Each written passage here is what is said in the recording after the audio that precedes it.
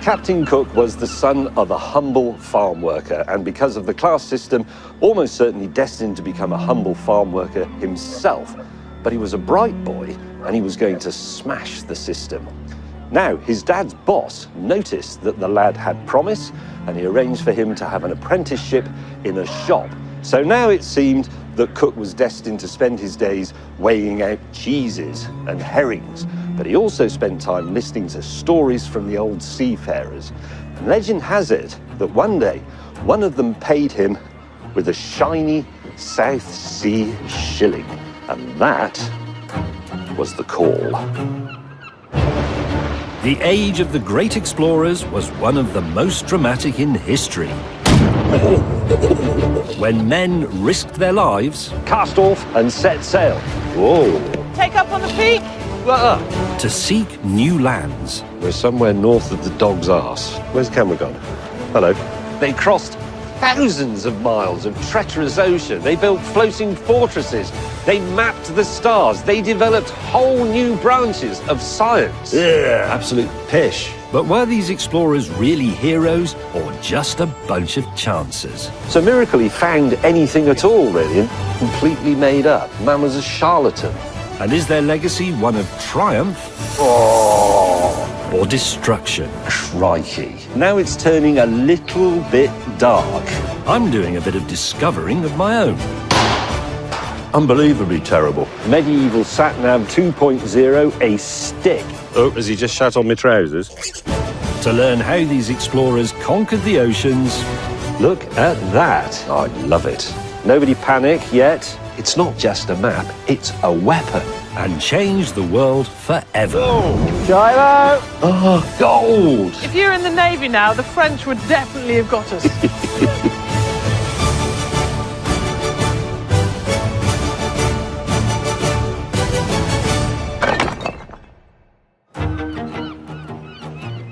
You join me at an exciting time, viewers, the 18th century. It was an age of wonder. The mysteries of science were being revealed. The Industrial Revolution was just around the corner. And into this knowledge-hungry world stepped a sailor of extraordinary abilities. His voyages would bring massive advancements in geography, navigation, biology, medicine. He would chart the final unknown third of the globe, and he was also the last great explorer of the age of sail. He was Captain James Cook. Today, he divides opinion, and in some parts of the world, he's known as Captain Crook. But back in 1746, he was just a 17-year-old shopkeeper longing to go to sea. And Whitby Docks in England's northeast was the right place to be. Cook wangled himself an apprenticeship on the coal ships and moved into the attic of a local ship owner, where he stayed up late each night poring over his books. Now, in Cook's time, Whitby was a sort of a mariner's university town, or it was referred to at the time as the nursery of the sea. And considering how young these apprentices would have been, they did some remarkable homework. Being a sailor wasn't all hauling ropes and guzzling rum. You had to be an A+ student. It's full of very complicated geometry, mathematical calculations about sailing and direction. It's incredible.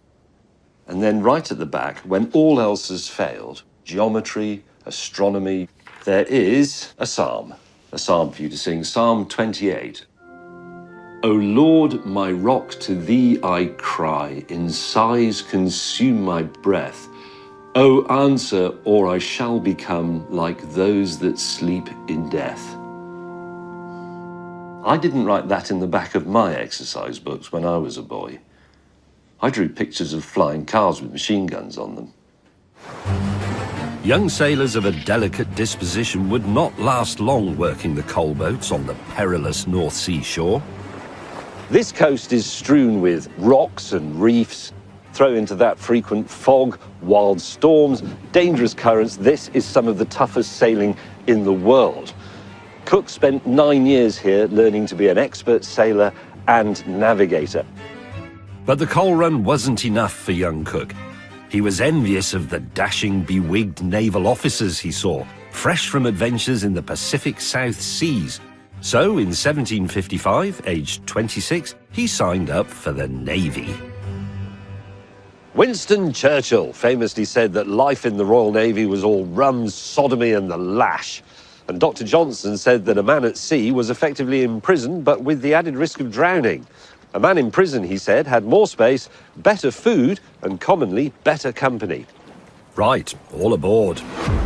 This is Bessie Ellen, roughly the same length as Cook's ships, but a mere youngster at 120 years old. Right, crew, chop. Okay, Tommy, go out on the bowsprit and take off the gaskets.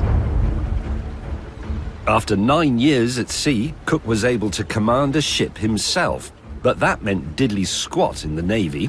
He had to start from the bottom, like me. My commanding officer is Nikki Alford. Come on, Kim, put some effort into it. And she runs a tight ship. So, hierarchy on board. The captain, that's you, is the boss. Yeah. And it doesn't actually matter who's on board. If the king was on board, you're still the boss. That's true. Yeah. Can you have Tom no the director flogged? Is that possible? Well, possibly. Right. It's not a democracy. So when Cook made that massive decision to go and be just a lowly able seaman, he was 26 years old. So, I mean, in Navy terms, that's quite middle-aged, isn't it? Yeah, it was. But it must have been quite hard for him, being an old, knowledgeable, already master of his own ship. Yes. And there were quite strict punishments. Yeah, afraid so. Hanging for insubordination, flogging, cat o' nine tails. It was a pretty mean life.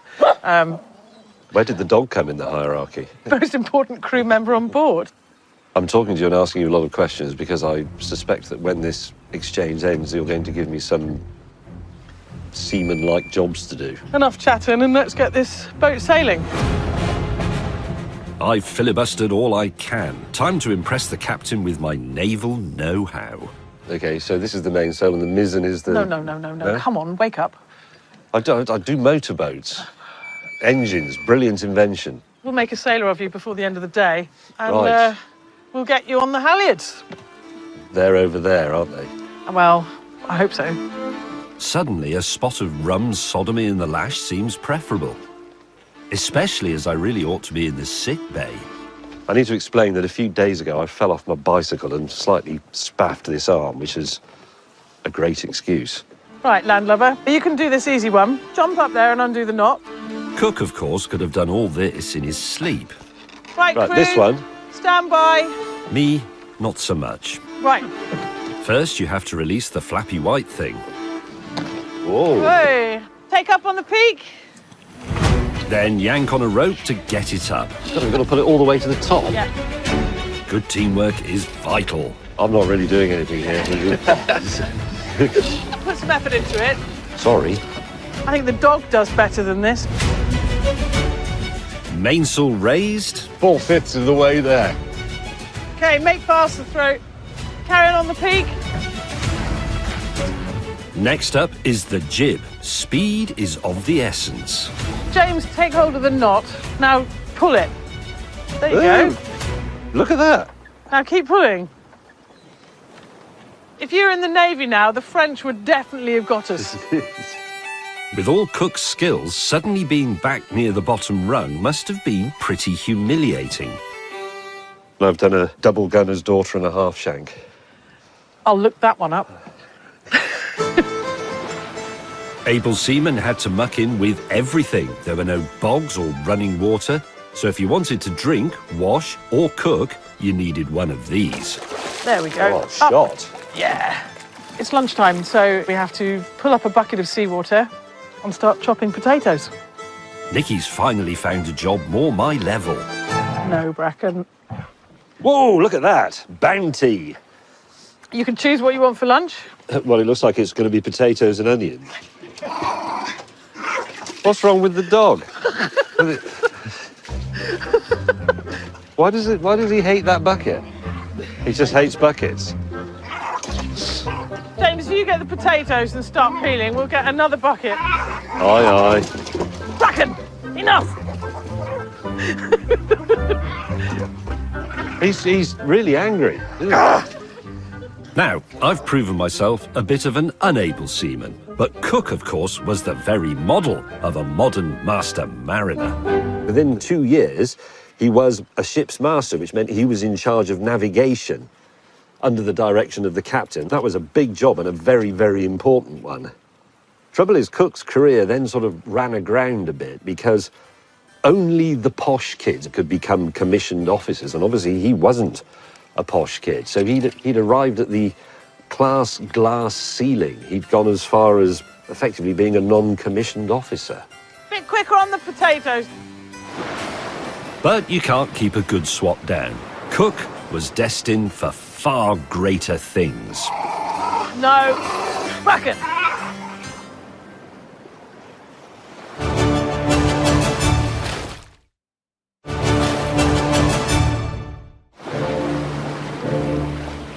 That's quite enough shore leave, viewers. Get back to work at once. Hurry up, we haven't got all day.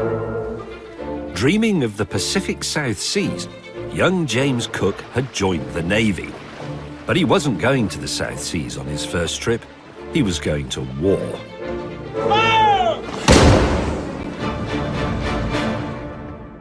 Now, you join me below decks with some charts, and the year is 1759. Britain is having a massive scrap with France over Canada, and the French held Quebec, and the British wanted to mount an assault, but doing it was proving extremely difficult.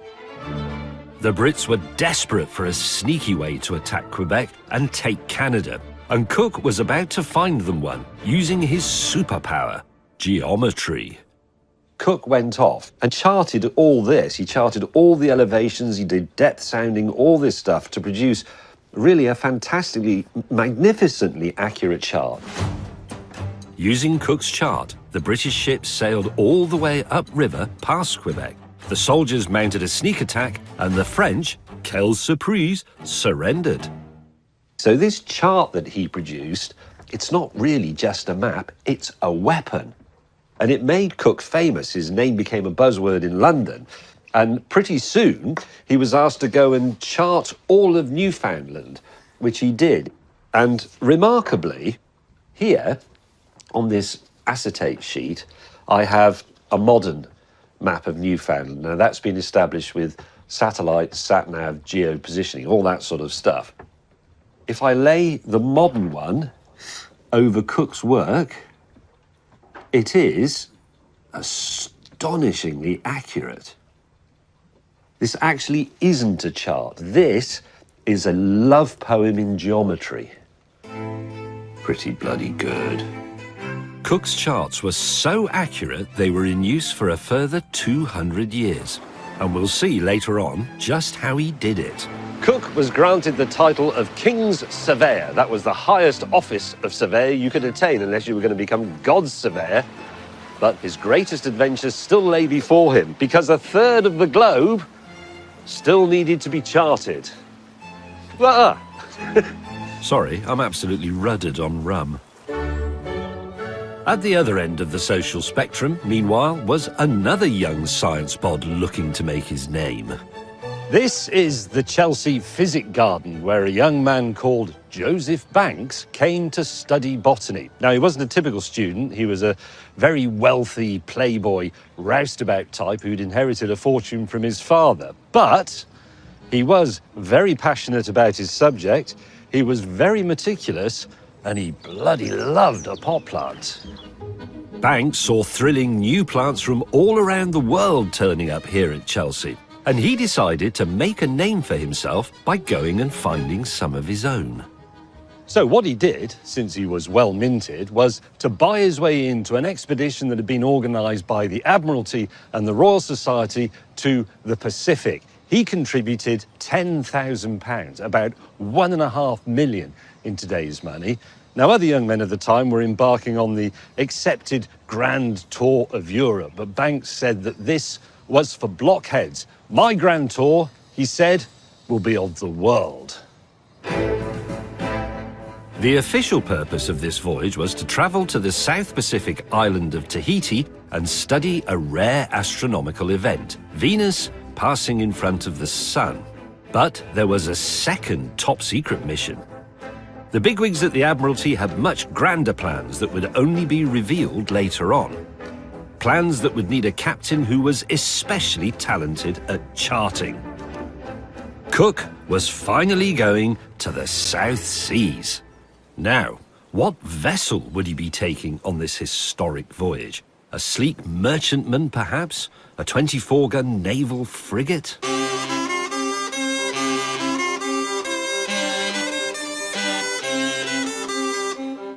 No, it was one of these, his old mate, the Whitby coal ship. Blunt-nosed, purposeful. If they'd been around at the time, somebody would have called it the Land Rover of the Seas. Top speed, 8 knots, 8 nautical miles an hour. Average speed, more like 4 knots. Cook would be going around the world, 25,000 miles at a brisk walk. Something like this. All the way to Tahiti. This ship is just a replica, but the same size as the real Endeavour. Just 105 feet for 95 sailors. The great thing about using a coal ship is that if you're not required to carry the coal, there is a great deal of space on board for stuff. And they brought a lot of stuff. Permission to come aboard, Skipper. Thank you. By the way, if you're still running, Endeavour didn't have a door in the side like this. You'd have to go, you know, this is not accurate. Nor is this cafe bed. Keep moving, 4 knots. Up here, aft, below the poop deck. That's better, except it looks far too tidy. Banks brought along tons of books, hooks, nets, hunting equipment, big barrels of preserving fluids, salts, waxes, everything you need for all that botanical guff. And it's said that the value of his kit was roughly twice that of the ship itself. Banks immediately demanded use of the captain's quarters for his sciencing. Cook told him they could share. But of course, Banks was a toff, and he'd also done a great deal to finance the whole expedition, so he couldn't really turn him down. Although I would have been tempted. Cooped up on a ship, tempers can easily fray. He already sounds like an irritating bastard, Joseph Banks. So Cook took it upon himself to make sure all his sailors were as happy and jolly as jolly sailor boys can be. Cook clearly cared about the welfare of his men. In the Royal Navy, the jolly sailor boys worked 4 hours on, 4 hours off. But Cook's crew enjoyed 4 hours on, 8 hours off. He insisted that they ate their greens, that they aired their bedding, that they washed themselves in lovely, fresh, salty seawater. And he was also very keen on vigorous exercise. And to make exercise more fun, he brought along some musicians and made the sailors dance the hornpipe.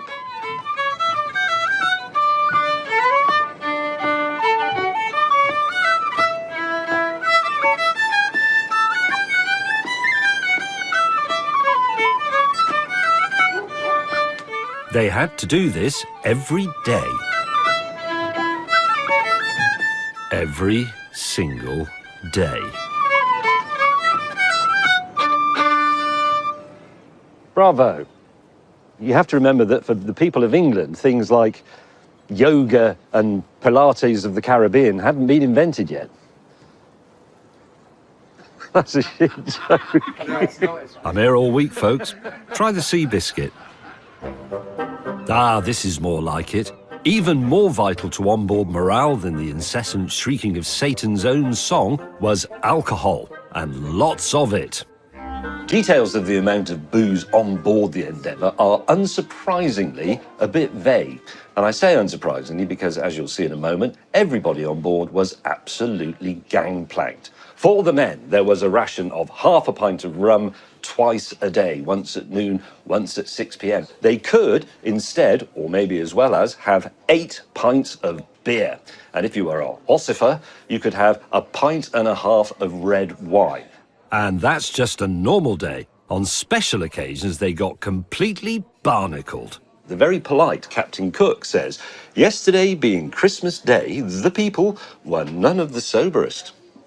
Joseph Banks, on the same day, says, "All hands got abominably drunk. Wind, thank God, very moderate, or the Lord knows what would have become of us. And I sort of get it, to be honest, because if you woke up every day knowing you'd have to spend it with the same crew, you'd want to get pretty keel-hauled.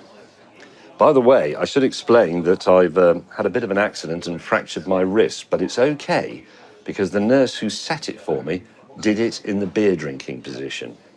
So, it only remains for me to say, ow, cheers, me hearties. Have you definitely cut? Yeah. Right, I'm going to have a few of these pints. Actually, I'm the officer, I'm having the wine, you lot can have the beer and the rum. So, science stuff, check. Hornpiper, check. Enough alcohol to drown a hornpiper, check. Just one last thing. Cook, of course, was not yet a captain. He had to be hastily commissioned so that he could give orders. And give orders he did. The orders were to cast off and set sail. 95 permanently sloshed sailors did that, and the Endeavour would be their home for the next 3 years. Dear God. At an average of 4 knots, they bimbled their way to Rio in Brazil for some repairs, saw their first penguins off the Falklands, and rounded Cape Horn into the mysterious Pacific Ocean. Finally, in 1769, after 8 months at sea, the Endeavour reached Tahiti. The paradise beaches were a dream come true for the sailors, not least because they'd heard rumours from a previous voyage that it was full of beautiful women who would offer sex for the price of a single iron nail.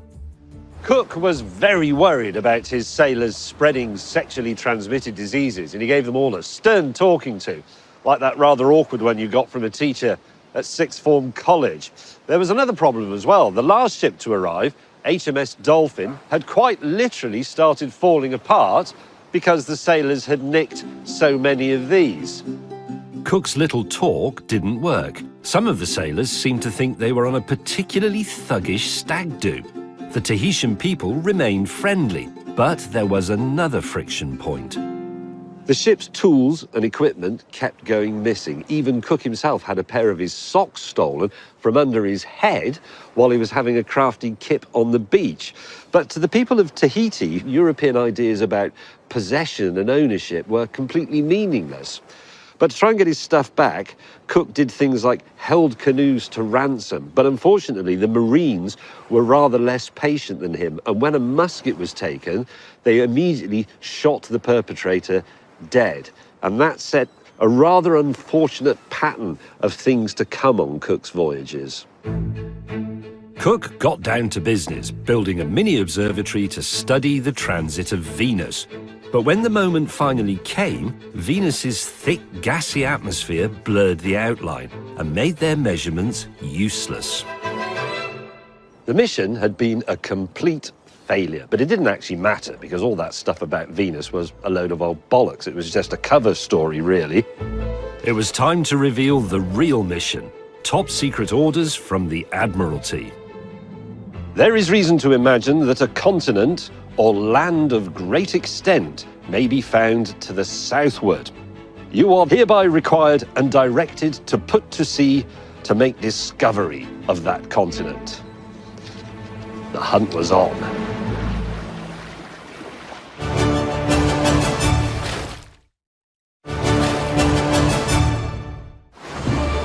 It's 1769. James Cook and the Endeavour are on a top-secret mission to find new land in the South Pacific.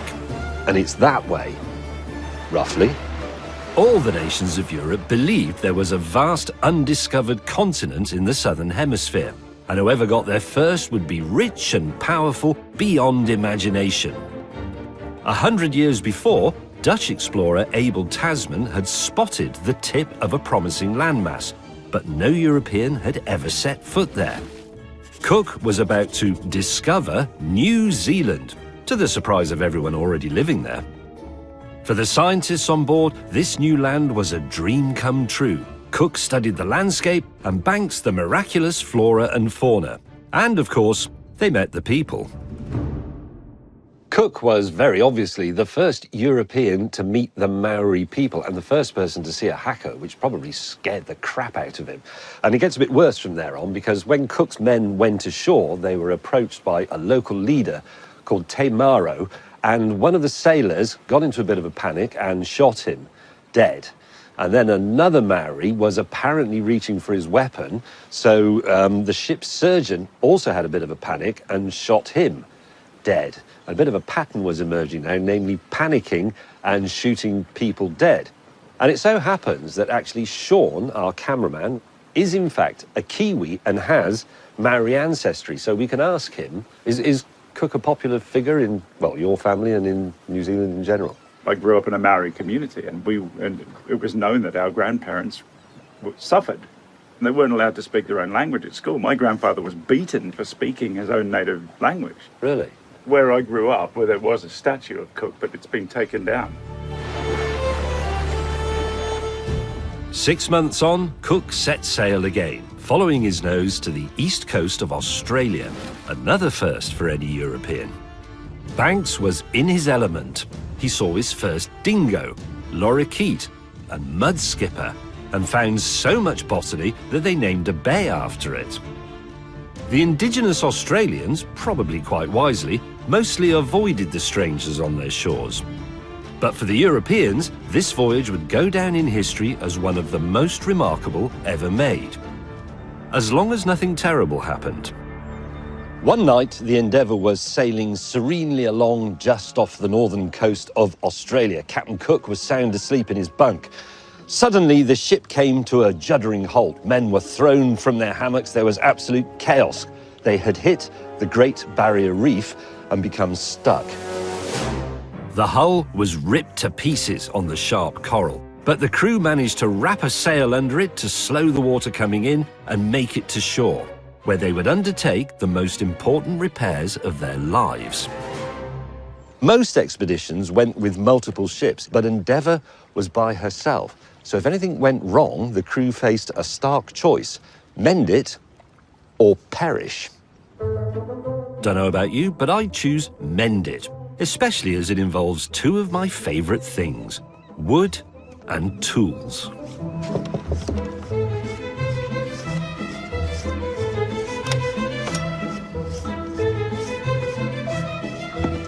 We have scaled down the Endeavour for the purposes of demonstration. This is a wooden-hulled boat, exactly as she was.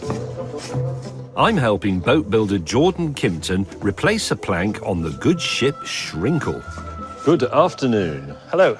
We'll do it just as the Endeavour's crew did, and with just as much urgency. I've got this exact plane. It's a beautiful bit of kit. These are lovely. Oh, mine's got the screw adjuster, though, instead of the lever. I always find it difficult working with the blade in the front position, because unless you hold it down very firmly... Can we talk about the boat? Now, this is similar to the damage to the Endeavour, not quite as critical because it's not down below the waterline, but the principle is the same. We have to replace and blend in this plank. Yeah, that's and has a slight curve to it. Does it have a slight taper as well? Very slight taper, very slight curve, and a couple of little bevels on it. The wooden shipbuilding technique of Cook's era is still much the same today, and involves a tool I haven't seen before. This must have a name in boat building. It's a spiling batten. Spiling batten, I love it. Fancy stick. Well, navigation was done with fancy sticks for a long time, so there's no reason why building the boat shouldn't be. The fancy stick is tacked on so we can mark our measurements for the new plank using calipers to... Oh, hello. They're rather nice, aren't they? Lovely. If you go back, well, only 50 years, the country was full of tools like this. I mean, sorry, anyway, I was slightly sidetracked there. You carry on, sir. The Endeavour's crew had to replace 7 planks that had been ripped through by the sharp coral. You take dimensions from the top and the bottom of the gap and then mark the dimension on the spiling batten. A bit of a reminder of how fragile their floating world was. We now have to join those marks, a bit like a dot to dot, to form a curved line that'll be the guide for sawing, and then we can get it banged in. Yeah. After some fine adjustments... Is that a number 4 or a 4.5? It's a 4. ...comes an absolutely riveting bit. Right, about to do some riveting. Backing the nails with roves pulls the new plank in tight. That is lovely. In theory, Cook could replace every single part of the Endeavour. We come up against the paradox of the ship of Theseus here, don't we? Because at what point is it no longer the original boat? It's the age-old conundrum. But, I mean, every cell in your body changes every 7 years. Are you the same person? No, I'm not. I think, but in spirit, this will always be the same boat, even if eventually you replace the whole thing. It will have a history of continuous use and development. Yeah. So it is still shrinkle. Right, if you're of an excitable disposition, cover your eyes. There's one final, magnificent tool. We use a Japanese saw, which we can get nice and tight onto the transom. I should probably be explaining how Cook would have used iron nails rather than copper, as the corrosive effects of saline water on ferrous metals was only analysed by the Navy in the 1790s. But let's just watch instead.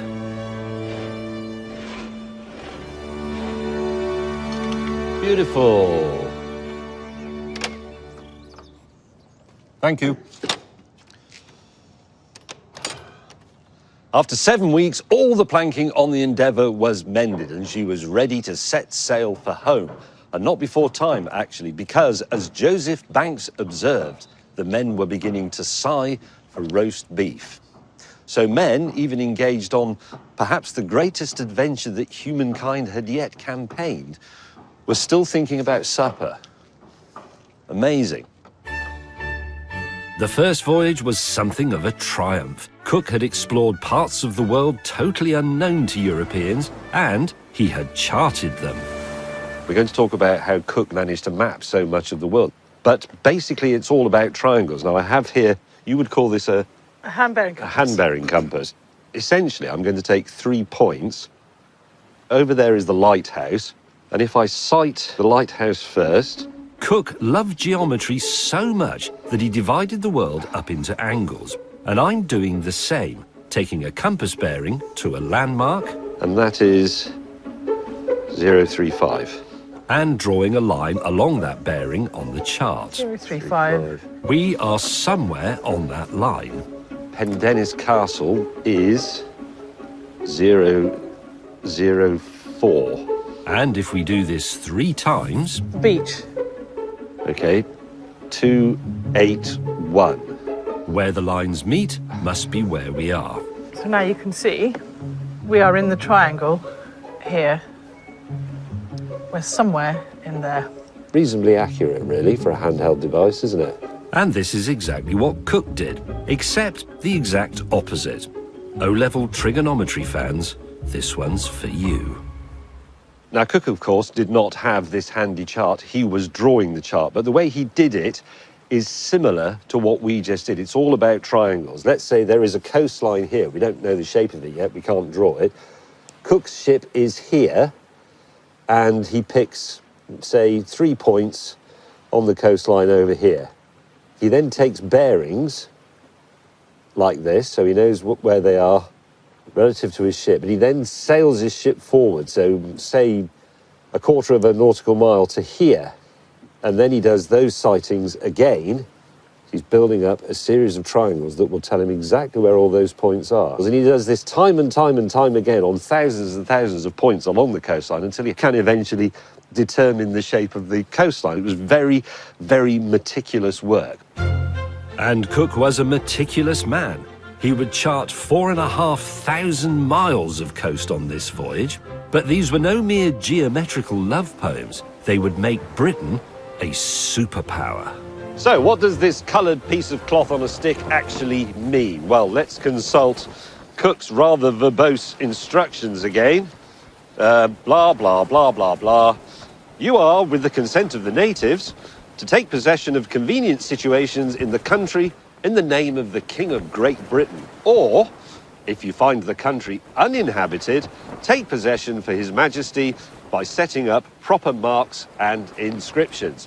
So what this is really is a land grab. It's an act by an empire hell-bent on world domination and a warning to people like the Spanish and the French to bugger earth. But quite obviously, a lot of the places where this flag was planted weren't uninhabited, and the following years of various shootings and other mishaps suggest that the consent of the natives thing wasn't quite what we were expecting.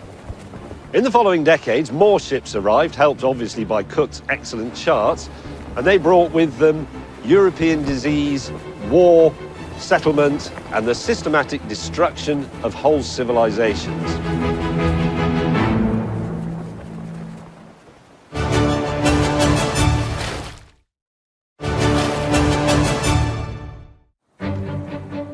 It's 1771, and after 3 years away at sea and exploring 2 new countries, Captain Cook and the ship's scientist Joseph Banks returned to a hero's welcome. And what everyone was desperate to know was, what had they brought home with them? Time for a visit to the hallowed halls of London's Natural History Museum, because these explorers didn't care about gold. Their treasure was scientific knowledge, and it's kept in the museum's murky depths. I'm sure this one just moved. Even the most hideous residents are beautiful to fish mortician and senior curator James McLean. And some of his favourites were brought back on board the Endeavour. I think the estimate is about 500 fish specimens were collected during the first voyage. Many of these had never before been seen by Europeans and were brand new to biologists.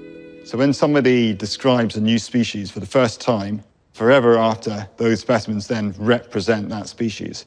So these are all incredibly important for science. And some of them are very bizarre as well. So there's a really nice thing here which is called a boxfish. You're actually going to get it out? I'll be very gentle with it. Look at that. So, and it's got this like very hard box-like shell to it. And see if It's got a face like a dog. Joseph Banks touched that and thought, this is very hard, this box-like fish that we'll call a boxfish. He touched that, and now I'm touching it. That's really weird, isn't it? Possibly my favourite of all the things here are these. So these are called frogfish, and they have a lure on their forehead. Oh, yes. That there is its little fishing rod. It will attract some little fish over, and then they can sort of inflate their whole head, and then the fish just gets sucked in. God, if part of this falls off, I'll be just... We'll delete the footage if that happens. delete myself. Frogfish intact and safely stowed away, which is more than could be said for Banks's collecting methods. It can be very vague. This thing here, it just says islands of the Pacific Ocean. That's precise. I've read that the whole business of collecting on board was quite untidy because Cook and Banks shared a big cabin, but Banks would bring all his specimens and string them out to dry or dissect them on the map table. So the whole thing was just covered in slime, really. Well, I think there was just so much going on, and the sailors got very much involved with the collecting as well. So they'd be in the middle of something, and then some guy would run in, and I've just caught this. And, I mean, I've been on a collecting expedition myself, and it does get very excitable when the net comes in and everyone sort of gathers around.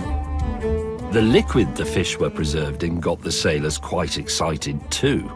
They used to use something called spirits of wine, which was completely drinkable. I think on one of the voyages there was an issue with the rum running out. The preserving alcohol would suddenly be of great interest to the sailors. The best way to stop the sailors drinking it was to stick a load of dead fish in it. And those dead fish changed the course of science forever. When all these came back, the scientific community of Europe must have suddenly flocked to London to see all this stuff. This was a massive boost to our scientific esteem. Oh, absolutely. They laid the groundwork for so many of the things that followed, like the Beagle with Charles Darwin and the Challenger expedition. So our ideas about evolution and the origin of species are all linked into these yellow-topped jars that Cook and Banks had in their cabin and chucked in a big barrel of alcohol. Very much, yeah. And they still have a place at the cutting edge of science today. There are many, many, many uses for a dead fish in a jar. And some of them you just cannot predict. So recently somebody wanted a bit of shark skin so that they could design a tire for use on the surface of Mars. So you just cannot tell what people are going to want to do with a dead fish. Now, delightful as our fishy friends are, they all look a bit drab. Preserving dulls the colours. Which is why art was an all-important part of science, and why ship scientist Banks brought an artist on the expedition to capture things in the moment. This is the work of Sidney Parkinson, artist to the expedition. This is actually the photography of the era, isn't it? Yes. And library collections manager Andrea Hart is giving me a peek at the negatives. Oh, cripes.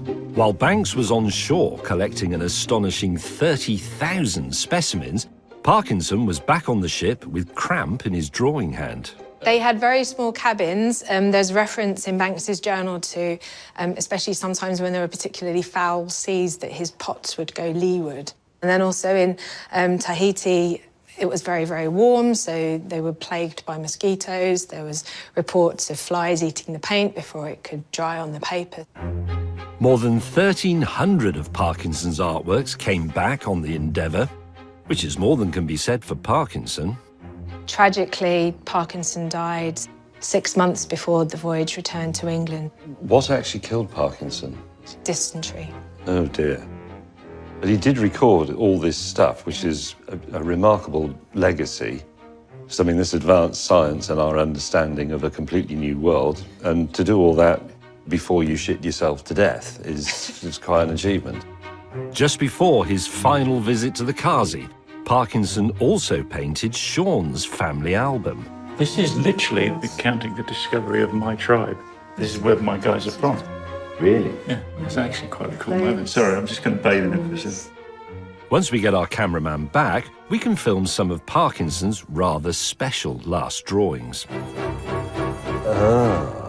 They are the first European drawings of a kangaroo. Are they? Because I expect the first time somebody said, I've seen this animal, but it only hops around on its back legs and it looks a bit like a giant mouse and it's got a little version of itself, and they'd have said, don't be stupid, and probably given him 50 lashes. The kangaroo looks lovely and peaceful, doesn't it? There's a reason for that.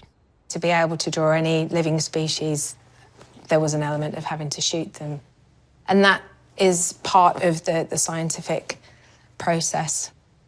So this is the first European record of what a kangaroo is and looks like, and it would have been the first time, probably an hour or two after this, that Europeans knew what a kangaroo tasted like. Exactly. Which is a bit like chicken, obviously. Parkinson's drawings caused a sensation, and Joseph Banks became a very influential man. But while he clearly loved nature, he was no peace and love plant-based hippie. Like many of his day, he was a firm believer in colonies, plantations, and slavery. And here he is, look, unceremoniously dumped in a corner of the Chelsea Physic Garden, rendered immortal in, oh, actually, it feels a bit like resin. He hasn't actually been cancelled yet, but give it another few years and he'll be completely overgrown with Santolina villosa. Not long after the voyage, there was a crisis in British prisons. They were bursting at the seams with convicts, and Banks suggested shipping them off to a lovely little spot he knew, Botany Bay, Australia. Within 100 years, 160,000 prisoners had been shipped. Britain would pave paradise and put up a penal colony. A whole new and obviously completely alien society emerged, and the Aboriginal Australians, who had lived there presumably untroubled for 60,000 years, found their lands seized and their ancient culture just torn apart and cast aside. All that happened in just a century, 1 and a bit lifetimes. Cook's little voyage left quite a big wake. And that was only his first voyage.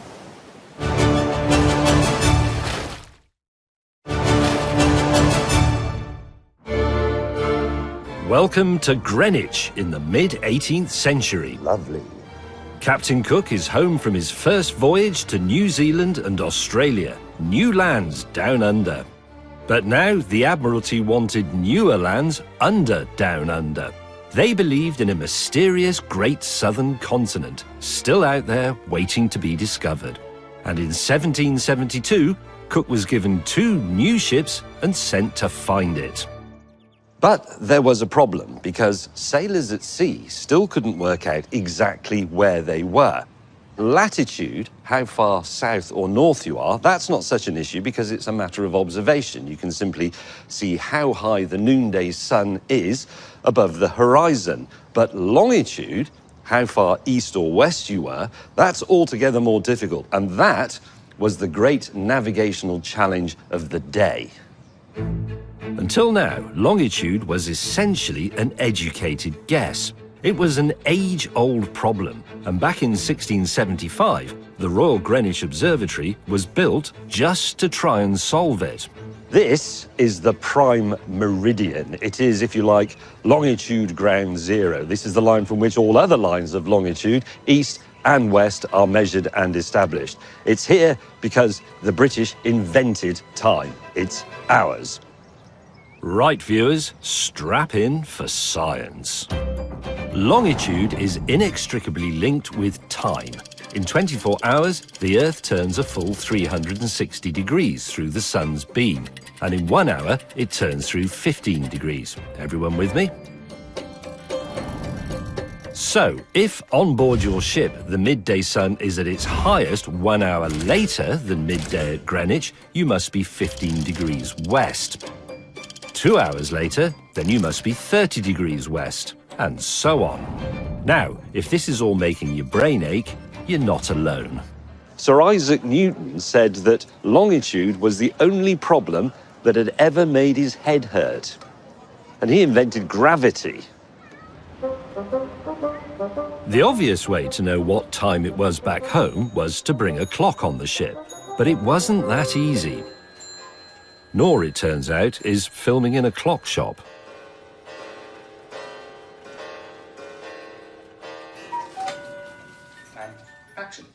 The problem was that pendulum clocks like this one wouldn't work at sea because if you're at sea, you get swell. Pendulum's stopped. Beat of the clock becomes irregular. That isn't going to work. But then, of course, you have this sort of mechanism. But all of these intricate parts would be subject to extremes of heat and cold at sea. They would expand, they would contract, moisture would get in, salt would form crystals, bung up the mechanism and cause the steel parts like these shafts and arbors to corrode. And a slow clock would mean a major cock-up for Cook. Your ship's clock only had to be a couple of minutes out for you to miss an entire island. And then no run for you, lost at sea, just because your clock's wrong. Clocks were not the answer. The longitude problem drove men mad. The government offered a huge reward to anyone who could come up with a longitude solution, and I've got special access to see some attempts, under strict supervision from these two. I'm now privileged to be in a very special place, the top secret storeroom of the Royal Museums, Greenwich. This is the place where they hide the bits of maritime history they don't want you to know about. Follow me. These dusty vaults hold long-forgotten inventions, enough firepower to sink the Bismarck, and what appears to be a private army of nautical Daleks. I'm under strict instructions not to touch anything, which always makes me want to touch everything. I think they can probably tell. I'm very used to putting those on because I wear them a lot at home. Great. In the workshop. Come on. This is Louise, who is senior curator of the Royal Observatory and therefore a curator of time itself. Time Lord Louise is showing me the leading longitude contenders. There's a very fiddly one that used the differences in the Earth's magnetic field. The magnetic compass doesn't always point true north compared to the North Star Polaris. Sometimes it varies by about 4 degrees or 10 degrees. And the idea was that you could match up your compass with the chart and figure out where you are. It's beautifully made. It requires quite a lot of arithmetic, Afraid so. doesn't it? Yeah. There's a rather complicated one that used the position of the moon relative to the stars. What they used to do is send out data from the observatory to a whole network of mathematicians known as human computers. They number crunched all the data, sent it back, and then this book gives you the position of the moon every 3 hours, every day for the year ahead. But this must have taken months and months to compile it. And there's a rather intriguing one that we can demonstrate with An orrery. Correct. Orrery, is that right? Yes, so you've got the sun in the centre with Mercury, Venus, you've got Earth and its little moon. Yes. But I really like it because it shows Jupiter with its 4 moons. So back in 1610, the Italian astronomer Galileo used a newly invented telescope like this one here to look at Jupiter. And he noticed 4 little dots of light. And if you look at the model, you can see that sometimes the moons go behind and sometimes they go in front of the planets. And Galileo realised that if you knew the configuration of those moons at one location and compared it to what you could see at your location, you could work out the difference in time and longitudes. the simplicity of the theory is irresistible, as is the orrery. Am I allowed to touch that one? I'm afraid not. That's absolutely fabulous, yes. Am I allowed to touch that? Good. No. Now, this is all great because it's based on very, very sound scientific reasoning. But once you take it to sea, you come face to face with what is sometimes called, in scientific circles, the crapness of reality. Over to Bessie Ellen for that reality check. Oh, where's the end? Yes, it is a bit crap. Where's the camera gone? Hello. I have not come to exterminate you. I'm demonstrating the reality of viewing Jupiter's moons at sea This is absolutely hopeless.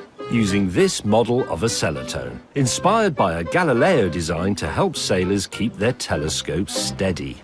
I mean, obviously this wouldn't work in the day, it's got to be at night. But it's not going to work anyway because it's absolutely bloody useless. One report said that at best you could hope to hold Jupiter in your sights for about a second, which is nothing like long enough. I mean, and apart from it making you look like a total Burke, it simply didn't work. Ow. In the end, the answer to the biggest head-scratcher of the sailing age was straightforward. Just make better clocks. And someone did. A genius carpenter called John Harrison replaced the pendulum with swinging balances, anti-friction bearings, and the grasshopper escapement. And I think he deserves a four. It took him almost 30 years and 4 goes to achieve perfection in the H4. You're probably wondering what all this has to do with Captain Cook. Well, for the first time in history, the Navy were onto a solution, and they needed their top navigator to test it on his round-the-world voyage. Wow, look at that. That is actually what you need to know where you are at sea.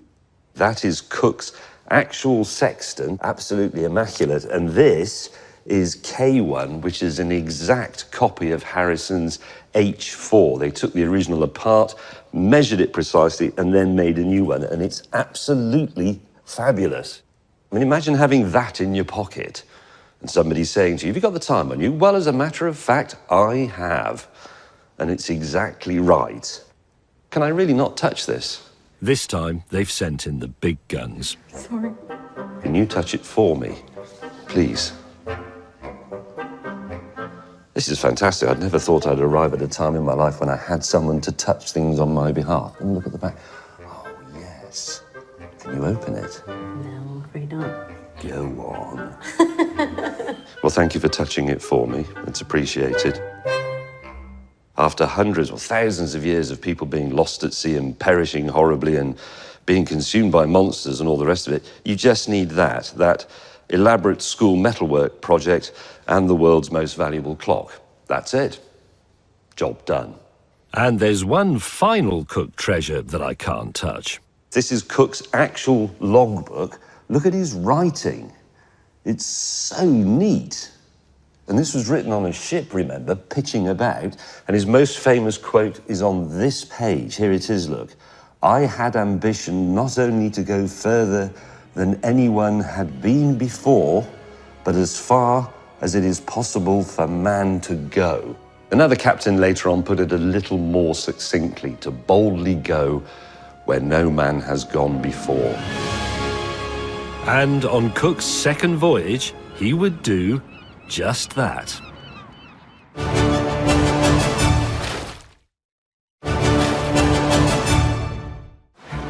Welcome back to 1772, Cook's second voyage and the search for the great southern continent, now with newfangled cutting-edge navigational instruments. There is the sun. For superbly accurate longitude calculation. We're somewhere north of the dog's arse. For the first time, Cook knew exactly where he was, but unfortunately, where he was the Antarctic.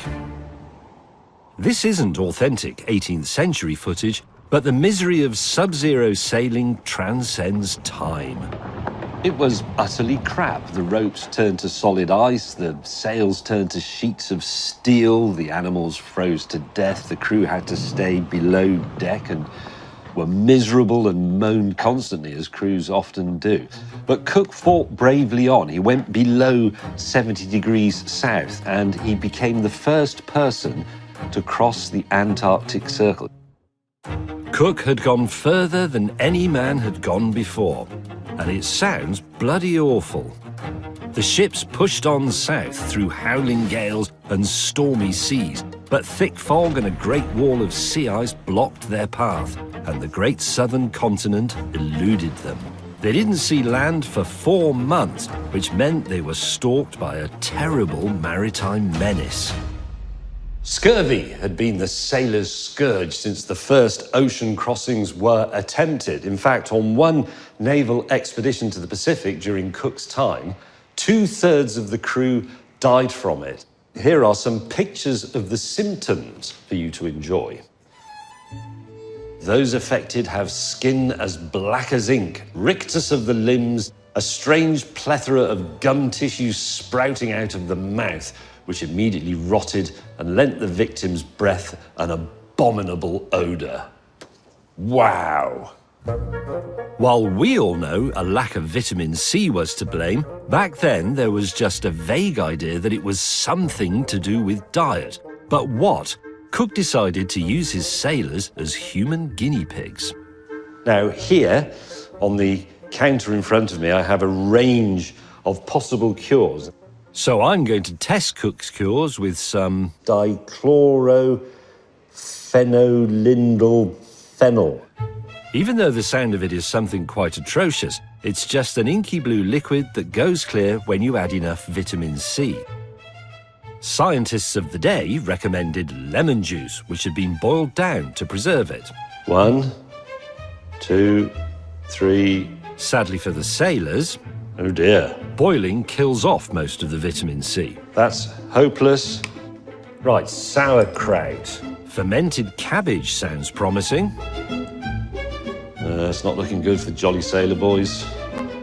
Unfortunately, they boiled that too. Okay, carrot marmalade. Delicious, but that's vitamin A, wrong vitamin. 9. That's just rubbish. It seems most of Cook's cures had only very low levels of vitamin C, and yet not a single one of his sailors would die of scurvy. He believed it was all thanks to his final cure, an unfermented beer called wort. He took a quart of the wort. This gave him 3 stools in the 24 hours, plentiful, loose, and offensive. The discharge became less putrid, his pains went gradually off. Not a man in the ship was more in spirits and lively than him. Delightful. Let's see. Greatly championed by Cook, he thought this was the mother of all cures. 1, 2, 3, 4, 5. Cook was right about most things. 68, 69, absolute pish. Better off just drinking the beer. But wort wasn't one of them. There is no vitamin C whatsoever in the wort. So, how to explain the mystery of no one carking it? Cook, being a fastidious man and being very concerned about the welfare of his crew, insisted on gathering fresh plants to eat every time they went ashore. That would have made a difference. The other thing he did was insist that the men washed up the pans from the cooking very, very thoroughly, because if they didn't, there was a residue of animal fat in them that would get into people's guts, and that would impede the absorption of vitamin C. Cook's crew might not have been getting much extra vitamin C, but unlike other sailors, they could properly digest the tiny amounts of it in their normal food. Cook was clueless, though. He reported back to the Navy that the miracle cure was wort. So, in reality, Cook probably set the war on scurvy back by a number of years. Sorry. When he finally arrived home in 1775, Cook was celebrated as the greatest captain of the age. He could retire a happy man. Cook was famous, the first person on Earth to cross the Antarctic Circle. He was splashed on front pages, he dined with nobility, his portrait was painted by the great artists of the age. But he was now 46 years old. That was a ripe old age for a mariner at the time. So he decided on a gentler command.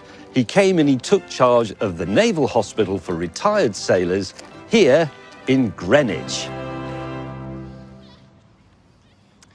That lasted for 3 months. You just can't keep a good salty sea dog down. One last challenge awaited Cook. Off he went via his old haunts of New Zealand and Tahiti in search of the Northwest Passage, a sea route linking Europe with Asia over the top of the frozen north of Canada. But by this third voyage, something was different about Cook.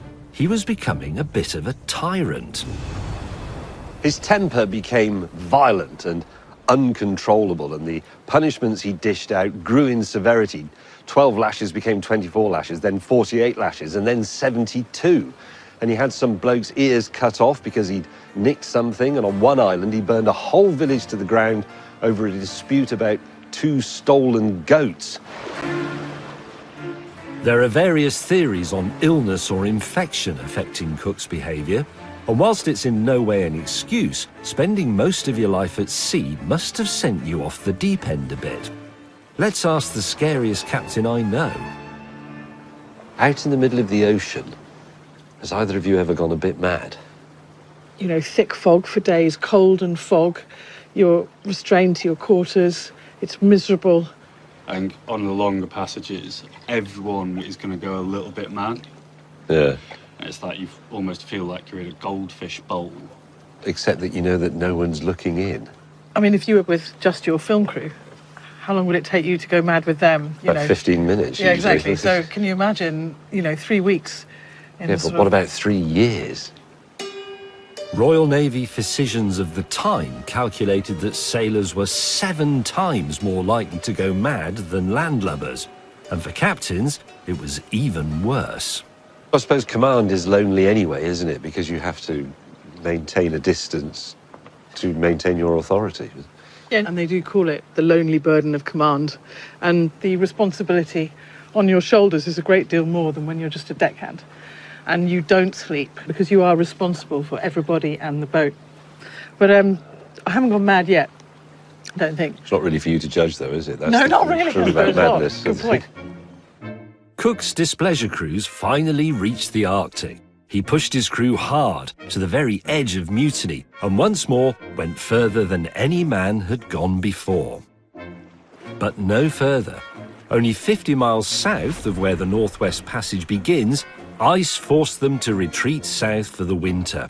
And handily, they'd stumbled across the Hawaiian Islands, another first for Europeans. But a last for Cook. At first, it was just like the early days in Tahiti. The Hawaiians welcomed these weird sailors and fed them and threw great parties for them. And when the ships finally departed, everybody was the best of mates. But then a mast broke and the ships had to return. And this time the reception was not quite so friendly. And soon all the old tensions started to emerge. One of Cook's rowing boats disappeared. And in one of his increasingly violent and unreasonable rages, he set off with a party to a local village to try and kidnap the king. There was panicking and there was shooting. Blades were brandished, bullets were fired, and 4 Marines and dozens of Hawaiians were killed. Cook was stabbed to death and his body burned. Cook's powdered wig would never be found. How to sum up a man of so many contradictions? A son of a farmer who rose to the greatest heights of celebrity? A conscientious captain on whose watch terrible things happened? A symbol of national pride or of the evils of empire? Captain James Cook is a British legend. Here is his statue looking out over Whitby, where he learned so much of his craft. Elsewhere in the world, in Australia and New Zealand and some of the islands where he landed, he's sometimes referred to as Captain Crook, and many of his statues have been pulled down for all the usual reasons. But hang on a minute. It has been said that we should live in the present for the sake of progress, but with an eye to the future for the sake of humanity. And I think that's how Captain Cook lived and worked. I mean, he enormously advanced the sciences of navigation, map making, surveying, even crew welfare. But at the same time, his diary is riddled with self-doubt about what he's doing and the effect it might have on people. In truth, I don't think Cook was interested in wealth or power. He was a nerd. Look at his work, look at his journal, look at his books of navigation homework. Captain Cook's legacy is enormous. He completed our view of the world, and with it, perhaps, our view of ourselves. Right, let's explore fish and chips.